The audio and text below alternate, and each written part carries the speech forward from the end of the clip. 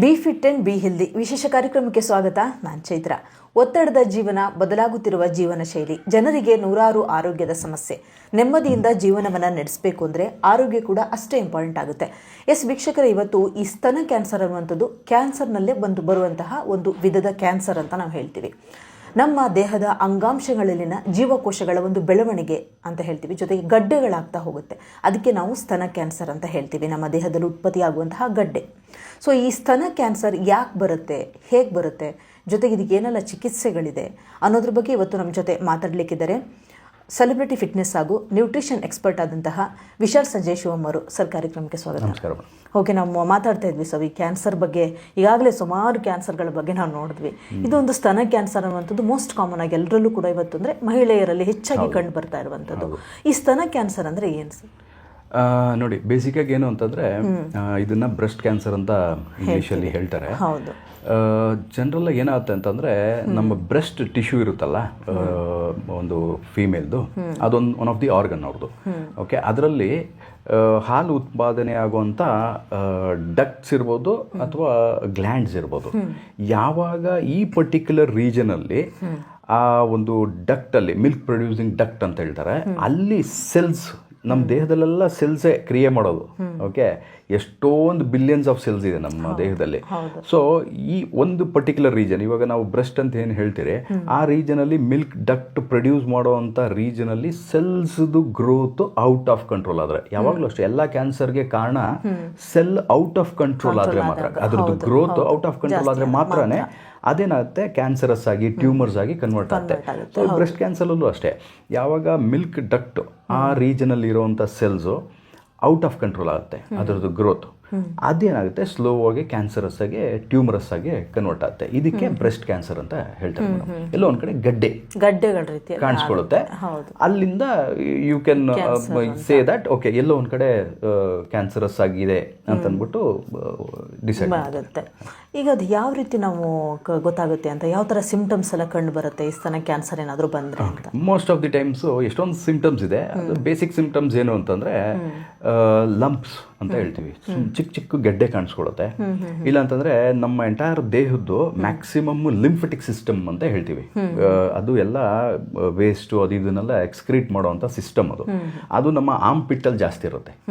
Okay, ಯಾವಾಗ ಈ ಥರ ಬ್ರೆಸ್ಟ್ ಕ್ಯಾನ್ಸರ್ ಇದ್ರದ್ದೆಲ್ಲ ಸಿಂಪ್ಟಮ್ಸ್ ಕಾಣುತ್ತೆ, ಈವನ್ ಆರ್ಮ್ ಪಿಟ್ಟಲ್ಲಿ ಕೂಡ ಗೆಡ್ಡೆ ಕಾಣಿಸ್ಕೊಳ್ಳೋಕೆ ಸ್ಟಾರ್ಟ್ ಆಗುತ್ತೆ. ಅಂದರೆ ಹೆಂಗಸರಿಗೆ ಗಡ್ಡೆಗಳು ಕಾಣಿಸ್ಕೊಳ್ಳುತ್ತೆ ಅಂತ ಹೇಳಿದ್ರೆ, ಅಂದ್ರೆ ಒಳಭಾಗದಲ್ಲಿ ಕಾಣಿಸ್ಕೊಳ್ಳೋದು, ಹೊರಭಾಗದಲ್ಲಿ ಒಳಗಡೆನೂ ಇರುತ್ತೆ. ಇವಾಗ ಮುಟ್ಟಿದ್ರು ನಿಮ್ಗೆ ಈ ತರ ಹಿಂಗ್ ಮುಟ್ಟಿದ್ ನೋಡಿದ್ರು ಅಲ್ಲಿ ಮಾತ್ರ ಒಂದು ಪರ್ಟಿಕ್ಯುಲರ್ ರೀಜನ್ ಅಲ್ಲಿ ಒಂದು ಸ್ಮಾಲ್ ಲಂಪ್ ತರ ಕಾಣಿಸುತ್ತೆ. ಓಕೆನಾ, ಇವಾಗ ನಾವು ಸ್ನಾನ ಮಾಡ್ತಾ ಇರ್ತೀವಿ ಅಂತ ತಿಳ್ಕೊಳ್ಳೋಣ, ಆ ತರ ಟೈಮಲ್ಲಿ ನಾವು ಹಿಂಗೆಲ್ಲ ಇದ್ ಮಾಡಿದಾಗ ಎಲ್ಲೂ ಒಂದು ಬಂಪ್ ಕಾಣಿಸ್ಲಿಲ್ಲ ಅಂತಂದ್ರೆ ನಾರ್ಮಲ್ ಆಗಿದೀವಿ ಅಂತ ಅರ್ಥ.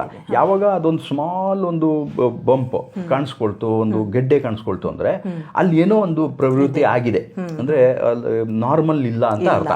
ಸೊ ಅವಾಗ ಇಮಿಡಿಯೇಟ್ ಆಗಿ ಅವರು ಅದ್ರ ಬಗ್ಗೆ ಸ್ವಲ್ಪ ಕಾಳಜಿ ವಹಿಸಿ ಸ್ಕ್ರೀನಿಂಗ್ ಮಾಡಿಸೋದು, ಇದೆಲ್ಲ ಸ್ವಲ್ಪ ಉತ್ತಮ. ಇದೇ ತರನೇ ಬ್ರೆಸ್ಟ್ ಟಿಶ್ಯೂ ಏನು ಸ್ಕಿನ್ ಡಿಸ್ಕಲರೇಷನ್ ಆಗಕ್ಕೆ ಸ್ಟಾರ್ಟ್ ಆಗ್ಬೋದು, ಅಥವಾ ಸ್ಕೇಲಿಂಗ್ ಅಂತ ಹೇಳ್ತಾರೆ.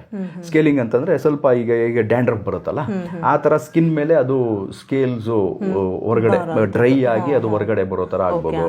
ಇಲ್ಲ ಅಂತಂದ್ರೆ ತುಂಬಾ ಸೆನ್ಸಿಟಿವ್ ಆಗ್ಬೋದು, ಬ್ರೆಸ್ಟ್ ಟಿಶ್ಯೂಸ್ ಎಲ್ಲ ಸೆನ್ಸಿಟಿವ್, ಪೇನ್ಫುಲ್ ಆಗ್ಬೋದು. ಇಲ್ಲ ಅಂತಂದ್ರೆ ನಿಪ್ಪಲ್ದು ಏನ್ ಹೇಳ್ತಾರೆ, ಏನು ಇನ್ವರ್ಷನ್ ಅಂತ ಹೇಳ್ತಾರೆ, ಅದ್ರದ್ದು ಡೈರೆಕ್ಷನ್ಸ್ ಚೇಂಜ್ ಆಗುತ್ತೆ. ಹೆಂಗಂದ್ರೆ ಔಟ್ ಆಫ್ ದಿ ಬ್ಲೂ ಇದೆಲ್ಲ ಸಿಂಪ್ಟಮ್ಸ್ ಕಾಣಿಸ್ಕೊಂಡ್ರೆ ಅಲ್ಲಿ ನೀವು ತಿಳ್ಕೊಬೇಕಾಗಿರೋದೇನು ಅಂತಂದ್ರೆ ಏನೋ ಚೇಂಜಸ್ ಆಗಿದೆ ಒಳಗಡೆ ಅಂತ ಅಂದ್ಬಿಟ್ಟು you have to go to a medical professional to get it checked, ಏನು ಅಂತ ಅಂದ್ಬಿಟ್ಟು ಒಂದ್ಸರಿ ಚೆಕ್ ಮಾಡಿಸ್ಬೇಕು. ಈ ತರ ಎಷ್ಟು ದಿನದಿಂದ ಈ ತರ ಸಿಂಪ್ಟಮ್ಸ್ ಗಳೆಲ್ಲ ಕಾಣಿಸ್ಕೊಳ್ಳುತ್ತೆ ಅಂತ? ಕೆಲವರು ಕಾಮನ್ ಅಂತ ಬಿಟ್ಬಿಡ್ಬೋದು. ಎಷ್ಟೊಂದ್ಸಲಿ ಒಂದು ಪರ್ಟಿಕ್ಯುಲರ್ ಲಂಪ್ ಹೇಳ್ತಾರೆ, ಅದಕ್ಕೆ ಲೈಪೋಮಾ ಅಂತ ಹೇಳ್ತಾರೆ. ಅದು ಫ್ಯಾಟ್ ಟಿಶ್ಯೂ ಅಕ್ಯುಮುಲೇಷನ್. ಓಕೆನಾ, ಅದು ಹೆಂಗಸರುಗಾಗುತ್ತೆ, ಗಂಡಸರುಗಾಗುತ್ತೆ. ಹೆಂಗಸರಲ್ಲಿ ತುಂಬಾ ಕಡಿಮೆ ಇರುತ್ತೆ, ಆದ್ರೆ ಗೆಡ್ಡೆ ರೂಪದಲ್ಲಿ ಒಂದು 2-3 ಕಾಣಿಸ್ಬೋದು ಅಷ್ಟೇನೆ ದೊಡ್ಡದಾಗೆ. ಗಂಡಸರಲ್ಲಿ ಅದು ತುಂಬಾ ಜಾಸ್ತಿ ಕಾಣಿಸ್ಕೊಳ್ಳುತ್ತೆ, ಚಿಕ್ಕದಾಗೆ ತುಂಬಾನೇ ಕಾಣಿಸ್ಕೊಳ್ಳುತ್ತೆ, ಲೈಪೋಮಾ ಅಂತ ಹೇಳ್ತಾರೆ. ಅದು ಬಂದ್ಬಿಟ್ಟು ಫ್ಯಾಟ್ ಟಿಶ್ಯೂಸ್ ಇದೆಯಲ್ಲ, ಫ್ಯಾಟ್ ಏನಾಗಿರುತ್ತೆ ಒಂದು ಪರ್ಟಿಕ್ಯುಲರ್ ಜಾಗದಲ್ಲಿ ಹೋಗಿ ಜಮಾ ಆಗಕ್ಕೆ ಸ್ಟಾರ್ಟ್ ಆಗುತ್ತೆ. ಈಗ ನಮ್ಮ ದೇಹದಲ್ಲಿ ಎಲ್ಲ ಕಡೆ ಫ್ಯಾಟ್ ಸ್ಪ್ರೆಡ್ ಆಗಿರುತ್ತೆ, ಸ್ಕಿನ್ನಲ್ಲಿ ಇರುತ್ತೆ, ಮಸಲ್ಸಲ್ಲಿ ಇರುತ್ತೆ, ಆರ್ಗನ್ಸ್ ಮೇಲೆ ಇರುತ್ತೆ, ಎಲ್ಲ ಕಡೆ ಇರುತ್ತೆ. ಯಾವಾಗ ಒಂದು ಪರ್ಟಿಕ್ಯುಲರ್ ರೀಸನ್ ಅದು ಹೆಂಗೆ ಅಂದರೆ ಅದಕ್ಕೆ ಪರ್ಟಿಕ್ಯುಲರ್ ಏನು ಹೇಳ್ತಾರೆ, ಯಾಕೆ ಈ ಥರ ಒಂದು ಇದು ಟ್ರಿಗರ್ ಆಗುತ್ತೆ ಅಂತ ಇವತ್ತವರೆಗೂ ಅದ್ರ ಬಗ್ಗೆ ಶೋಧನೆ ಮಾಡಿದ್ದಾರೆ, ಆದರೆ ಅದ್ರದ್ದು ರೀಸನ್ ಎಕ್ಸಾಕ್ಟ್ ಗೊತ್ತಾಗ್ತಾ ಇಲ್ಲ. ಆ ಥರ ಒಂದು ಟಿಶ್ಯೂ ಬಂದು ಒಂದೇ ಒಂದು ಕಡೆ ಫ್ಯಾಟ್ ಟಿಶ್ಯೂ ಅದು ಅಕ್ಯುಮುಲೇಟ್ ಆಗಕ್ಕೆ ಸ್ಟಾರ್ಟ್ ಆಗುತ್ತೆ. ಸೊ ಅದನ್ನು ನಾವು ಕ್ಯಾನ್ಸರಸ್ ಅಂತ ಅನ್ಕೋಬಹುದು ಸ್ಟಾರ್ಟಿಂಗಲ್ಲಿ, ಎಲ್ಲಿವರೆಗೂ ನಾವು ಅದನ್ನ ಚೆಕ್ ಮಾಡಿಸಿ ತಿಳ್ಕೊಳ್ಳೋವರೆಗೂ. ಸೊ ಈ ರೀತಿಯಾಗಿ ಲಂಪ್ಸ್ ಕಾಣಿಸ್ಕೊಳ್ತು ಅಂತಂದ್ರೆ ಅದು ಲೈಪೋಮಾ ಕೂಡ ಆಗ್ಬೋದು ಅಥವಾ ಕ್ಯಾನ್ಸರಸ್ ಟ್ಯೂಮರ್ಸ್ ಕೂಡ ಇರ್ಬೋದು. ಅದು ಒಂದು ಸ್ಟಾರ್ಟ್ ಆಗಿದೆ ಅಂತ ಅರ್ಥ. ಅದು ಇನ್ನೂ ದೊಡ್ಡದಾಗಿ ಬೇರೆ ಕಡೆ ಎಲ್ಲ ಸ್ಪ್ರೆಡ್ ಆಗಿಲ್ಲ ಅಂತ ಅರ್ಥ. ಸೊ ಈ ಥರ ಅನ್ಯೂಶುವಲ್ ಆಗಿ ಏನಾದ್ರು ಒಂದು ಕಾಣಿಸ್ತು, ನಮ್ಮ ದೇಹದ ಫಿಸಿಕ್ಯಾಲಿಟಿ ಚೇಂಜ್ ಆಗಿದೆ ಅಂದರೆ ಫಸ್ಟ್ ಮಾಡಬೇಕಾಗಿರೋದೇ ವೈದ್ಯರ ಹತ್ರ ತಪಾಸಣೆ ಮಾಡಿಸೋದು. ಅವ್ರಿಗೆ ಎಕ್ಸಾಕ್ಟ್ ಆಗಿ ಗೊತ್ತಾಗುತ್ತೆ ಇದು ನಾರ್ಮಲ್ ಲೈಪೋಮಾನ ವಿಚ್ ಇಸ್ ಹಾರ್ಮ್ಲೆಸ್, ಅಥವಾ ಇದು ಕ್ಯಾನ್ಸರಸ್ ಏನಾದ್ರು ಟರ್ನ್ ಆಗಿದೆ. ಮ್ಯಾಮೋಗ್ರಾಮು ಇದೆಲ್ಲ ಮಾಡಿದಾಗ ಅದರದ್ದು ರಿಯಾಲಿಟಿ ಗೊತ್ತಾಗುತ್ತೆ. ಹಾಗೆ ನೀವೀಗಾಗಲೇ ಹೇಳಿದ್ರಿ ಗಡ್ಡೆಗಳೆಲ್ಲ ಕಾಣಿಸ್ಕೊಳ್ಳುತ್ತೆ ಅಂತ, ಇನ್ನು ಬೇರೆ ಯಾವ್ಯಾವ ಚಿಹ್ನೆಗಳು ಕಾಣಿಸ್ಕೊಳ್ತವೆ ಅಂತ? ಅದೇ ಈಗ ಹೇಳಿದಾಗೆ ರೆಡ್ನೆಸ್ ಆಗೋದು, ಓಕೆ, ತುಂಬಾನೇ ಡಿಸ್ಕಲರೇಷನ್, ಮಚ್ಚೆ ತರ ಬರುವಂತ ಆ ತರ ಮಚ್ಚೆ ತರ ಇಲ್ಲ.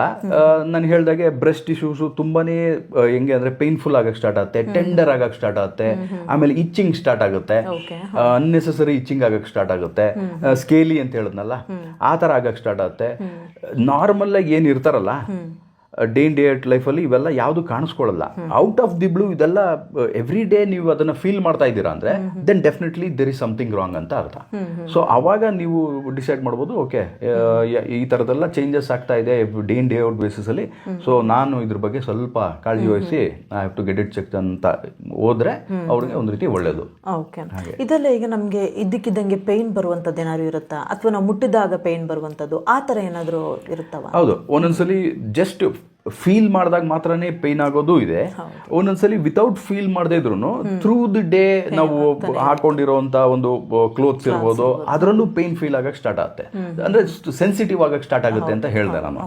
ಸೊ ಈ ರೀತಿ ಆದಾಗ ಏನಾಗುತ್ತೆ, ಎಲ್ಲೋ ಒಂದು ಕಡೆ ಯಾವುದೋ ಒಂದು ಕ್ರಿಯೆ ಒಳಗಡೆ ಔಟ್ ಆಫ್ ದಿ ವೇ ಹೋಗಿದೆ ಅಂತ ಅರ್ಥ. ಸೊ ಅವಾಗ ನೀವು ಸ್ವಲ್ಪ ಕೇರ್ಫುಲ್ ಆಗಿರೋದು ಉತ್ತಮ. ಓಕೆ, ಏನೆಲ್ಲ ಕಾರಣಗಳಿರುತ್ತೆ ಸರ್ ಈ ಬ್ರೆಸ್ಟ್ ಕ್ಯಾನ್ಸರ್ ಬರೋದು?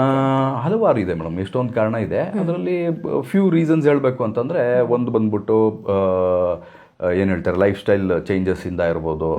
ಯಾಕಂದರೆ ಇವಾಗಿನ ಕಾಲಘಟ್ಟಕ್ಕೆ ಎಲ್ಲ ವಿಮೆನ್ ಎಲ್ಲ working women, most of the women are working. Okay, ಆಮೇಲೆ ವರ್ಕ್ ಕಲ್ಚರ್ ಹೇಗಿದೆ ಅಂತಂದರೆ ಎಲ್ಲ ವೆಸ್ಟರ್ನೈಸ್ ಆಗಿದ್ದಾರೆ, ಅರ್ಬನೈಸ್ ಆಗಿಬಿಟ್ಟಿದ್ದಾರೆ. ಓಕೆ, ಸೊ ಅವ್ರಿಗೆಲ್ಲ ಹೆಂಗೆ ಅಂತಂದರೆ ನಾವು ಗಂಡಸರನ್ನ ನಾವು ಏನು ಹೇಳ್ತಾರೆ ಕಂಪೀಟ್ ಮಾಡೋ ಲೆವೆಲಲ್ಲಿ ತಗೊಂಡಿದ್ದಾರೆ. ಓಕೆ, ಅದು ಕಾಂಪಿಟೇಷನ್ ಅಲ್ಲ.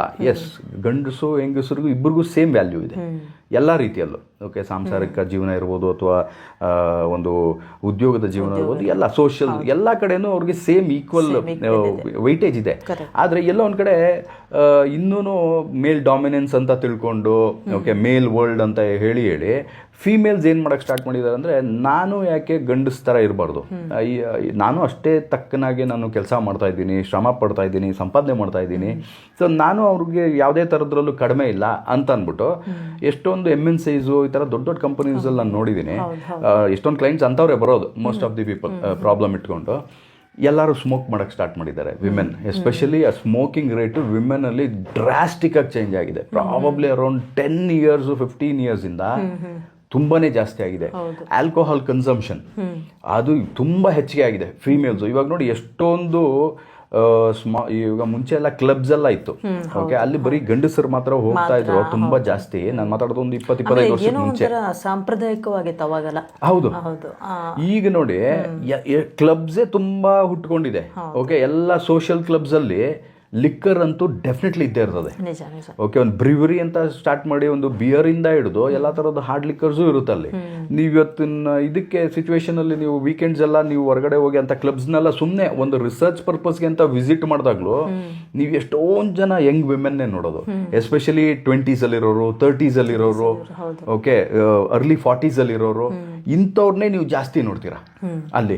ಸೊ ಅದ್ರಲ್ಲಿ ಅರ್ಥ ಮಾಡ್ಕೋಬೇಕಾಗಿರೋದೇನು ಅಂದರೆ, ನಾವೆಲ್ಲ ಏನು ಮಾಡ್ತಾ ಇದ್ದೀರಾ ಅಂದರೆ, ಬೇರೆ ಯಾವುದೋ ಒಂದು ಒಂದು ದೇಶದ ಒಂದು ಕಲ್ಚರ್ನ ಪ್ರವೃತ್ತಿನ ನಾವು ಅದನ್ನ ಅಡಾಪ್ಟ್ ಮಾಡ್ಕೊಳ್ತಾ ಇದ್ದೀವಿ. ಆ ಥರ ಹಾಗೆ ಏನಾಗುತ್ತೆ, ಲೈಫ್ ಸ್ಟೈಲ್ ಚೇಂಜಸ್ ಆಗ್ತಾ ಇದ್ದಂಗೆ ಈ ಥರದೆಲ್ಲ ರೋಗಕ್ಕೆ ಕಾರಣನೂ ಈ ಲೈಫ್ ಸ್ಟೈಲ್ ಚೇಂಜಸ್. ಯಾಕಂದ್ರೆ ಇದೆಲ್ಲ ಯಾವುದು ಇರಲಿಲ್ಲ ನಮ್ಮ ದೇಶದಲ್ಲಿ, ತುಂಬಾ ಕಡಿಮೆ ಇತ್ತು. ಓಕೆ, ಅದರಲ್ಲೂ ಮೋಸ್ಟ್ ಆಫ್ ದಿ ಟೈಮ್ಸ್ ಇದು ಮೇಲ್ಗೆ ಸಂಬಂಧಿತವಾಗಿತ್ತು. ಈಗಂತೂ ನಾನು ಯಾವುದಕ್ಕೂ ಕಡಿಮೆ ಇಲ್ಲ ಅಂತ ಫೀಮೇಲ್ಸು ಸ್ಟಾರ್ಟ್ ಆಗಿದೆ. So life style one of the reason ಆಯಿತು. ಆಮೇಲೆ ಎನ್ವಿರಾನ್ಮೆಂಟಲ್ ರೀಸನ್ಸು ಆಗುತ್ತೆ. ಓಕೆ, ಕೆಮಿಕಲ್ಸು ಅದು ಇದು ಎಫೆಕ್ಟ್ ಮಾಡಿ ಬರೋವಂಥ ಸಿಚುವೇಶನ್ಸು ಇದೆ.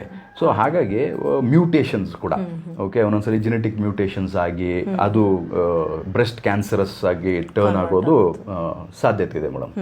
ಹಾಗೆ ಈ ಬ್ರೆಸ್ಟ್ ಕ್ಯಾನ್ಸರ್ ಏನಾದರೂ ವಿಧಗಳಿದೆಯಾ, ಯಾವ್ದಾದ್ರು ಟೈಪ್ಸ್ ಥರ ಏನಾದರೂ ಇದೆಯಾ ಅಂತ?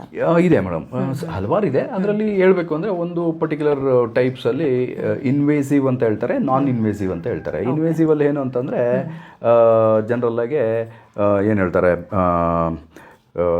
ಫಸ್ಟ್ ಸ್ಟೇಜ್ ಎಲ್ಲಿ ಆ ಮಿಲ್ಕ್ ಡಕ್ಟ್ಸಲ್ಲಿ ಏನು ಕ್ಯಾನ್ಸರಸ್ ಸೆಲ್ಸ್ ಆಗಿ ಅದು ಟರ್ನ್ ಆಗುತ್ತಲ್ಲ, ಅದು ಫಸ್ಟ್ ಸ್ಟೇಜ್ IDC ಅಂತ ಹೇಳ್ತಾರೆ. ಓಕೆ, IBC ಅಂತ ಹೇಳ್ತಾರೆ.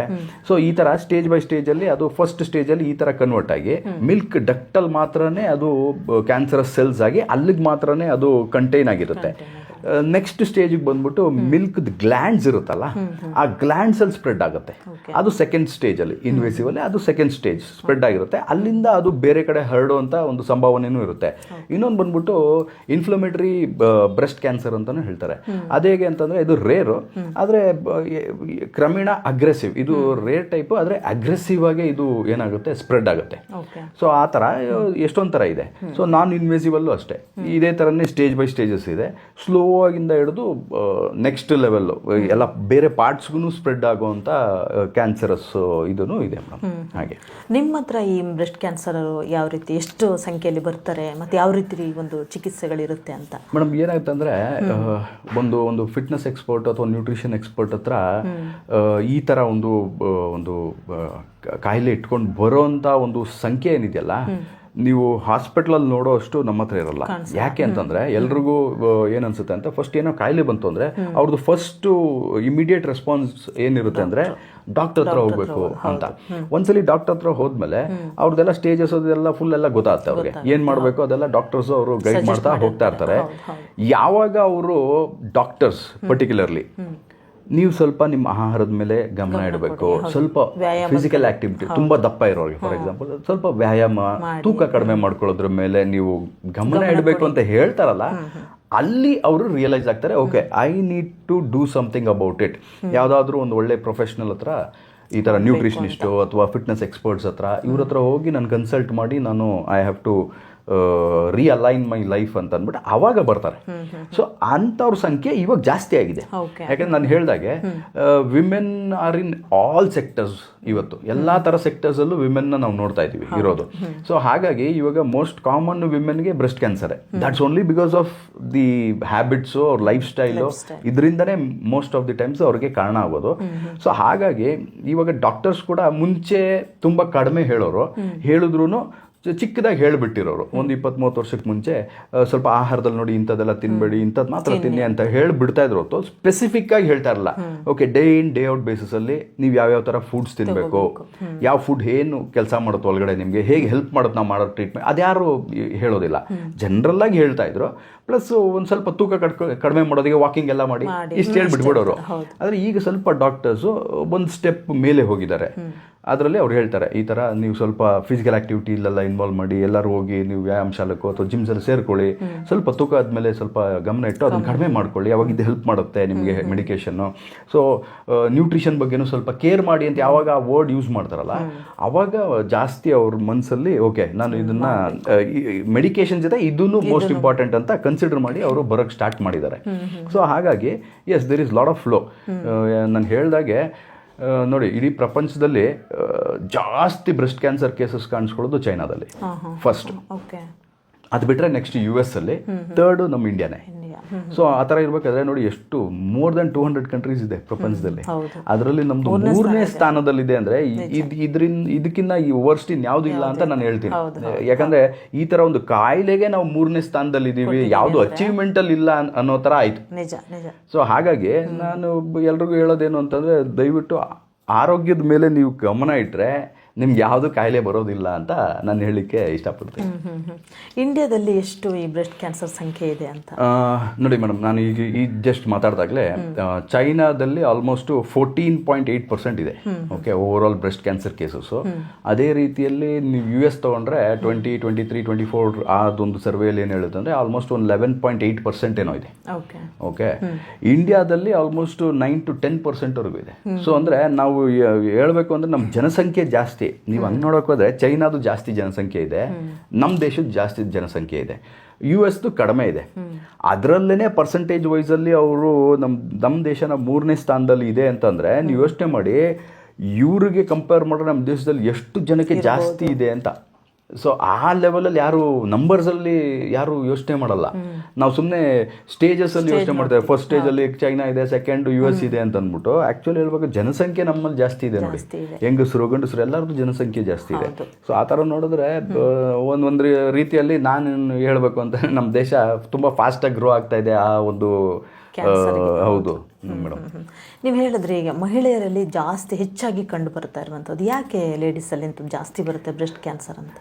ಮೋಸ್ಟ್ ಆಫ್ ದಿ ಟೈಮ್ಸ್ ನಾನು ಹೇಳಿದ್ನಲ್ಲ, ಒಂದು ಲೈಫ್ ಸ್ಟೈಲ್. ಅವರು ಎಂಟೈರ್ಲಿ ಡ್ರಾಸ್ಟಿಕ್ ಆಗಿ ಎಲ್ಲರೂ ಲೈಫ್ ಸ್ಟೈಲ್ ಚೇಂಜ್ ಮಾಡ್ಕೊಂಡಿದ್ದಾರೆ. ಎಲ್ಲರೂ they are trying to ape somebody else. Okay, ಆ ಥರ ಆಗೋದ್ರಿಂದ ಮೋಸ್ಟ್ ಆಫ್ ದಿ ಟೈಮ್ಸ್ ಬಂದಿದೆ. ಅದು ಬಿಟ್ಟು ನಾನು ಹೇಳಿದಾಗೆ ಮ್ಯೂಟೇಷನ್ ಕೂಡ ಒನ್ ಆಫ್ ದಿ ರೀಸನ್ಸ್ ಆಗುತ್ತೆ.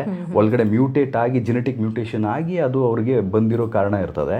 ಅಥವಾ ಅವ್ರ ಫ್ಯಾಮಿಲಿ ಹಿಸ್ಟ್ರಿ ಇದ್ದರೆ ಒಂದು, ಇಲ್ಲ ಪ್ರೀವಿಯಸ್ ಆಗಿ ಅವ್ರಿಗೆ ಬಂದಿರುತ್ತೆ, ಒಂದು ಸೈಡ್ ಯಾವುದೋ ಒಂದು ಬ್ರೆಸ್ಟಿಗೆ ಬಂದು ಅದನ್ನ ಕ್ಯೂರ್ ಮಾಡ್ಕೊಂಡಿರ್ತಾರೆ. ರೀಅಕರೆನ್ಸ್ ಚಾನ್ಸಸ್ ಜಾಸ್ತಿ ಇರುತ್ತೆ if they don't change their life style completely. ಮುಂಚೆ ಏನೆಲ್ಲ ಮಾಡಿ ಅವ್ರಿಗೆ ಬಂದು ಅದು ಸರಿಪಡಿಸ್ಕೊಂಡು ನಾರ್ಮಲ್ ಲೈಫಲ್ಲಿ ಅವರು ಎಲ್ಲ ಚೇಂಜಸ್ ಏನು ಮಾಡ್ಕೊಂಡಿದ್ರು ಅದು ಸರಿ ಹೋಗೋದಕ್ಕೆ ಅದೇ ಥರ ಅವ್ರು ಕಂಟಿನ್ಯೂ ಮಾಡಿದ್ರೆ ರೀಅಕರೆನ್ಸ್ ಆಗಲ್ಲ. ಇಲ್ಲ ಅಂತಂದರೆ ಡೆಫಿನೆಟ್ಲಿ ಅದು ರೀಅಕರೆನ್ಸ್ ಆಗೋವಂಥ ಸಂಭಾವನೆಗಳು ಜಾಸ್ತಿ ಇರುತ್ತೆ. ಹಾಗೆ ಪ್ಲಸ್ಸು ಅರ್ಲಿ ಮೆನ್ಸ್ಟ್ರೇಷನ್. ಈಗೆಲ್ಲ ನೋಡಿ ಚಿಕ್ಕ ಮಕ್ಕಳು ತುಂಬ ಫಾಸ್ಟಾಗೆ ಅವರು ಏನೋ ಮೆಚ್ಯೂರ್ ಆಗ್ತಾ ಇದ್ದಾರೆ. ಮೆನ್ಸ್ಟ್ರೇಷನ್ ತುಂಬ ಜಲ್ದಿ ಆಗ್ತಾ ಇದೆ. That is also one of the major risk factor for all these things. Plus ಯಾರು ಮೆನೋಪೌಸ್ ಆಗಿ ಹೋಗಿರ್ತಾರಲ್ಲ ಆ ವುಮೆನ್ನು ಜಾಸ್ತಿ ರಿಸ್ಕಲ್ಲಿರ್ತಾರೆ ಏನು ಈ ಥರ ಬ್ರೆಸ್ಟ್ ಕ್ಯಾನ್ಸರ್ಗೆ. ಹೌದು, ಏನೋ ಒಂದೊಂದ್ಸಲ ಏನಾಗುತ್ತೆ, ಮೆನೋಪೌಸಲ್ ಸ್ಟೇಜಸ್ ಎಲ್ಲ ಮುಗಿಸಿದ್ಮೇಲೆ ಹಾರ್ಮೋನಲ್ಲು ಕಂಪ್ಲೀಟಾಗಿ ಅವ್ರದ್ದು ಪರ್ಟಿಕ್ಯುಲರ್ ಹಾರ್ಮೋನ್ಸು ಶಟ್ ಡೌನ್ ಆಗಿರುತ್ತೆ, ತುಂಬ ಕಡಿಮೆ ಆಗಿರುತ್ತೆ, ನೆಗ್ಲಿಜಿಬಲ್ ಆಗಿರುತ್ತೆ. ಅದಕ್ಕೆ ಟ್ರೀಟ್ಮೆಂಟ್ ಮಾಡಿಸ್ತಾ ಇರ್ತಾರೆ, ಹಾರ್ಮೋನ್ ಥೆರಪಿ ಅಂತ ಅಂದ್ಬಿಟ್ಟು.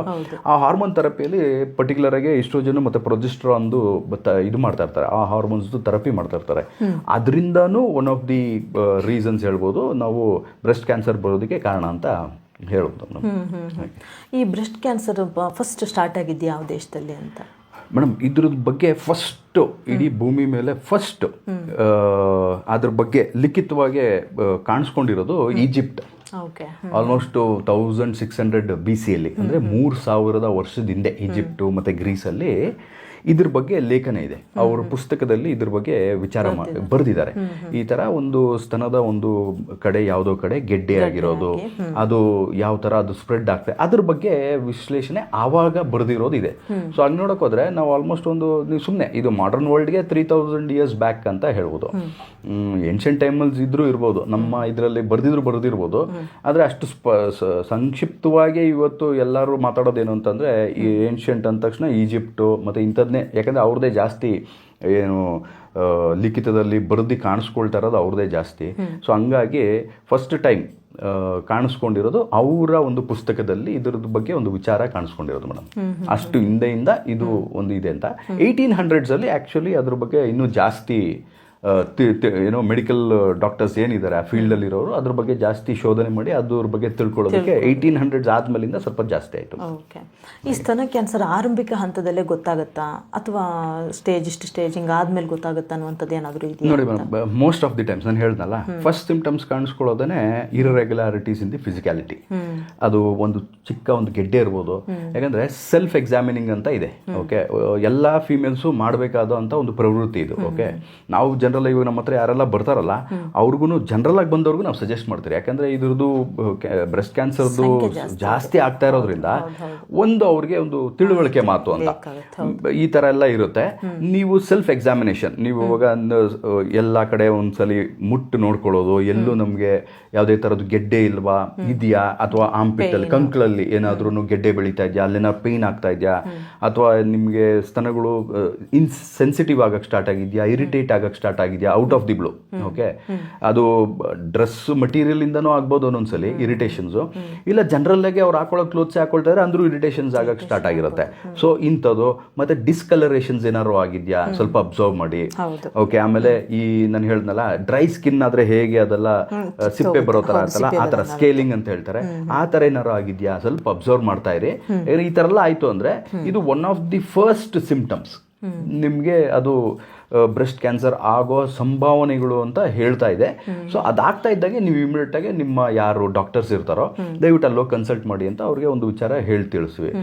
ಈ ಮಾದರಿ ಕೂಡ ನಾನು ಅದನ್ನೇ ಹೇಳಲಿಕ್ಕೆ ಬಯಸೋದು, ಯಾವಾಗ ಸ್ಮಾಲ್ ಚೇಂಜಸ್ ನೀವು ಐಡೆಂಟಿಫೈ ಮಾಡ್ತಿರಲ್ಲ ಡೇ ಇನ್ ಡೇ ಔಟ್ ಬೇಸಿಸಲ್ಲಿ, ಅದನ್ನು ಸ್ವಲ್ಪ ಚೆಕ್ ಮಾಡಿಸ್ಕೊಳ್ಳೋದು ಯಾವಾಗಲೂ ಉತ್ತಮ. ಸ್ಕ್ರೀನಿಂಗ್ ಇಸ್ ಆಲ್ವೇಸ್ ಬೆಟರ್ ಅಂತ ಹೇಳ್ತೀನಿ. ಈಗ ಯಾರಾದರೂ ಒಂದು ಪ್ರೆಗ್ನೆಂಟ್ ಆಗಿರ್ತಾರೆ, ನಂತರ ಅವ್ರಿಗೆ ಮಗು ಆಗುತ್ತೆ, ಆ ಸಂದರ್ಭದಲ್ಲಿ ಅವರಿಗೆ ಈ ಕ್ಯಾನ್ಸರ್ ಇದೆ ಅಂತ ಅಂದ್ಕೊಂಡಾಗ ಅವರು ಮಗುವಿಗೆ ಹಾಲು ಕುಡಿಸುವಂಥದ್ದಾಗಿರ್ಬೋದು, ಈ ಥರ ಪ್ರಕ್ರಿಯೆಗಳನ್ನು ಮಾಡಬಹುದಾ?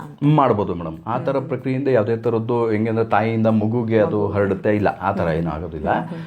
ಏನು ಅಂದರೆ ಅವ್ರಿಗೆ ಇರುತ್ತೆ ಕ್ಯಾನ್ಸರ್ಸು, ಎಸ್, ಅವಾಗ ಎಲ್ಲಿ ಯಾವ ಮಿಲ್ಕ್ ಡಕ್ಟು ಅದು ಇದೆಲ್ಲ ಇದು ಕ್ಯಾನ್ಸರಸ್ ಆಗಿ ಅದು ಟರ್ನ್ ಔಟ್ ಆಗಿರುತ್ತೋ doctors will suggest certain other way of feeding ಆಗ್ಬೋದು.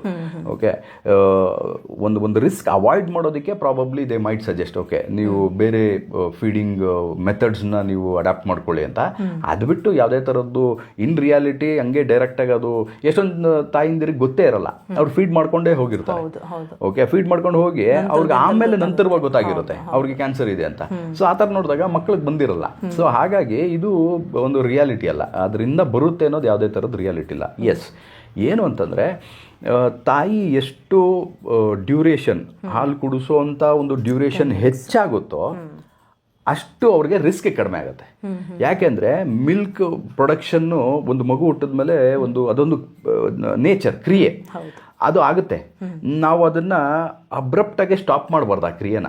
ಆವಾಗಲೇ ಏನಾಗುತ್ತೆ, ಒಳಗಡೆನೇ ಅದು ಏನಾಗುತ್ತೆ ಮಿಲ್ಕ್ ಪ್ರೊಡ್ಯೂಸ್ ಆಗಿ ಅದು ಬೇರೆ ರೀತಿಯಲ್ಲಿ ಅದು ಇನ್ಫೆಕ್ಷಸ್ ಆಗಿ ಪಸ್ ಫಾರ್ಮ್ ಆಗಿ ಆ ಥರದ್ದೆಲ್ಲ ಕನ್ವರ್ಷನ್ ಆಗಿ ಕಾಂಪ್ಲಿಕೇಶನ್ಸ್ ಅಂತೂ ಆಗುತ್ತೆ. One of the complications will be cancerous also. So ಆದಷ್ಟು ನಾನು ಎಲ್ರಿಗೂ ಈ ಕಾಲಕ್ಕೆಲ್ಲ ಅಂದರೆ ನಾವು ಒಂದು 30-40 ವರ್ಷಕ್ಕೆ ಮುಂಚೆ ಅಂದರೆ ಕಡಿಮೆ ಅಂದರೂ ಒಂದು ಹುಟ್ಟಿದ ಮಗುಗೆ 2 ರಿಂದ 3 ವರ್ಷ 5 ವರ್ಷದವರೆಗೂ ಮಕ್ಕಳು ಹಾಲು ಕುಡಿತಾ ಇದ್ರು. ಸೊ ಆ ಥರ ಈ ಕಾಲಕ್ಕೆ ಏನಾಗಿದೆ ಅಂದರೆ 6 ತಿಂಗಳು ಕೊಡ್ಸಲ್ಲ. ಎಷ್ಟೊಂದು ಜನಕ್ಕೆ ಮಿಲ್ಕ್ ಪ್ರೊಡ್ಯೂಸ್ ಆಗ್ತಾ ಇಲ್ಲ ಅಂತ ಅಂದ್ಬಿಟ್ಟು ತಾಯಿಗೆ ಅವ್ರು 3 ತಿಂಗಳು 2 ತಿಂಗಳಿಗೆಲ್ಲ ಸ್ಟಾಪ್ ಮಾಡ್ತಾರೆ, ಬೇರೆ ವಿಧಾನ ಹೋಗುತ್ತೆ. ನೋಡಿ, ಇಂಥವರೆಲ್ಲ ತುಂಬಾನೇ ರಿಸ್ಕ್ ಅಲ್ಲಿ ಇದ್ದಾರೆ ಬ್ರೆಸ್ಟ್ ಕ್ಯಾನ್ಸರ್ಗೆ ಅಂತ. ಆದಷ್ಟು ಸ್ವಲ್ಪ ನಾರ್ಮಲ್ ಆಗಿ ಹೆಲ್ದಿ ಆಗಿರುವಂಥವ್ರು ನೀವು ಸ್ವಲ್ಪ ಡ್ಯೂರೇಷನ್ ಹೆಚ್ಚಿಸ್ಕೊಳ್ಳಿ, 1-2 ವರ್ಷ 2.5-3 ವರ್ಷ, ಅವಾಗ ನಿಮಗೆ ರಿಸ್ಕ್ ಕಡಿಮೆ ಆಗುತ್ತೆ ಅಂತ ನಾನು ಹೇಳಿಕ್ಕೆ ಬಯಸ್ತೀನಿ. ಓಕೆ, ಇದು ಒಮ್ಮೆ ಏನಾದರೂ ಕ್ಯೂರ್ ಆದರೆ ಮತ್ತೆ ಎಗೇನ್ ಬರುವಂಥ ಚಾನ್ಸಸ್ಗಳಿದೆಯಾ, ಅಥವಾ ಒಂದು ಬ್ರೆಸ್ಟಿಗೆ ಬಂದಿದ್ದು ಇನ್ನೊಂದು ಬ್ರೆಸ್ಟಿಗೆ ಬರುವಂಥದ್ದು ಆ ಥರ ಏನಾದರೂ ಇದೆ ಮೇಡಮ್. ಈ ಥರದ್ದು ಆಗಿದೆ. ಈ ಥರದ್ದೆಲ್ಲ ಒಂದು ರೀಅಕರೆನ್ಸ್ ಅಂತ ಏನು ಹೇಳ್ತಾರೆ, ಅಕರೆನ್ಸ್, ಅದು ಡೆಫಿನೆಟ್ಲಿ ಈ ಒಂದು ಇದಿದೆ ಮೇಡಮ್. ಯಾಕೆ ಅಂತಂದರೆ ಒಂದ್ಸಲಿ ಬಂದ ಮೇಲೆ ಅದನ್ನ ಹೇಗೋ ಅವರು ಕ್ಯೂರ್ ಮಾಡ್ಕೊಂಡಿರ್ತಾರೆ, ಅಥವಾ ಸರ್ಜರಿ ಮಾಡಿ ಅದನ್ನ ಎಂಟೈರ್ಲಿ ತುಂಬಾನೇ ಸ್ಪ್ರೆಡ್ ಆಗಿದೆ ಅದನ್ನ ರಿಮೂವ್ ಮಾಡಿರ್ತಾರೆ. ಈ ಥರದ್ದೆಲ್ಲ ಆಗಿರುತ್ತೆ.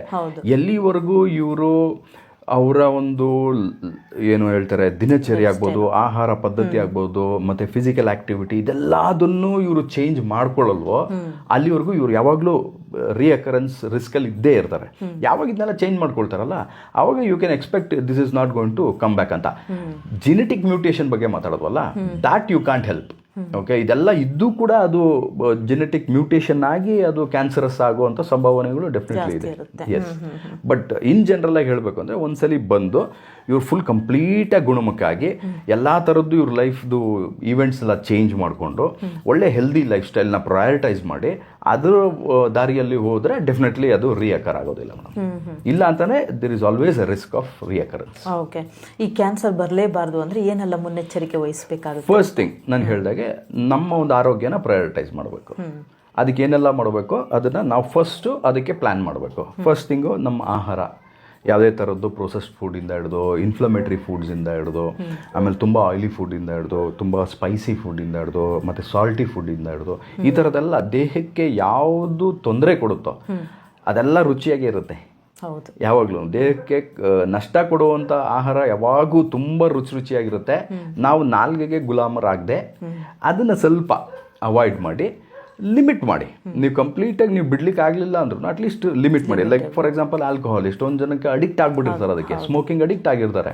ನಾನು ಹೇಳೋದೇನು ಅಂದರೆ ಆದಷ್ಟು ಅದನ್ನು ಎಷ್ಟಾಗುತ್ತೋ ಅಷ್ಟು ಲಿಮಿಟ್ ಮಾಡಿಬಿಡಿ. ಬಿಟ್ಬಿಟ್ರೆ ನಿಮಗೆ ಒಳ್ಳೆಯದು. ನಿಮಗೆ ಅದು ಇನ್ನೊಂದ್ಸಲಿ ನಿಮಗೆ ತೊಂದರೆ ಕೊಡುತ್ತೆ ಅನ್ನೋ ಒಂದು ಭಯ ಇರಲ್ಲ.